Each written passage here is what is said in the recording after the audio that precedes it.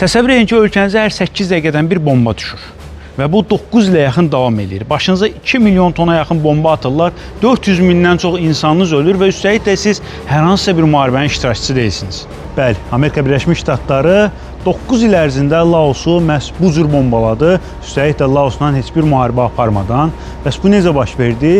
Bildiyiniz kimi Şimali Vyetnamla Cənubi Vyetnam müharibə içərisində idilər. Şimali Vyetnam sosialist yönümlü idi, onları SSR və Çin dəstəkləyirdi.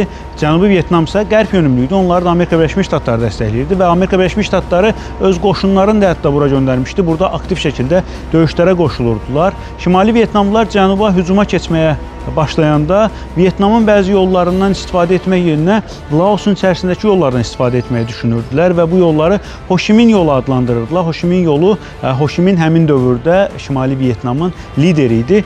Ho Chi Minh yolu dağlardan, cəngəlliklərin arasından keçdiyi üçün Şimali Vyetnamlılar üçün daha təhlükəsiz hesab olunurdu və bir nöqtədən sonra Amerika Birləşmiş Ştatları bu yoldan xəbərdar oldu və başladılar Laosun içərisindəki bu yolu bombardıman eləməyə. Təbii ki, bu yolu bombardıman eləyəndə ətrafında nə qədər yer var, hamısını bombardıman edirdi və dediyim kimi bu bombardıman 9 il davam elədi və nəticədə 400 minə yaxın insan öldü. Yekunda Amerika Birləşmiş Ştatları müharibədə məğlub oldu. Şimali Vyetnam qalib gəldi və Vyetnam birləşdi. Təsəvvür edin ki, Amerika Birləşmiş Ştatları 2-ci Dünya müharibəsində istifadə etdiyi bombadan daha çoxunu Laosa atmışdı və elə buna görə də Laos əhali sayına görə dünyanın ən çox bombalanmış ölkəsi hesab olunur. Dediyim kimi, bura 2 milyon tona yaxın bomba atdı Amerika Birləşmiş Ştatları və bu bombaların minlərləsi hələ də partlamamış şəkildə dağlarda, cəngəlliklərdə, kənd yerlərində qalmağa davam eləyir. Kənd cəmiyyəti əkin sahələrində işləyərkən bu partlamamış sursatlar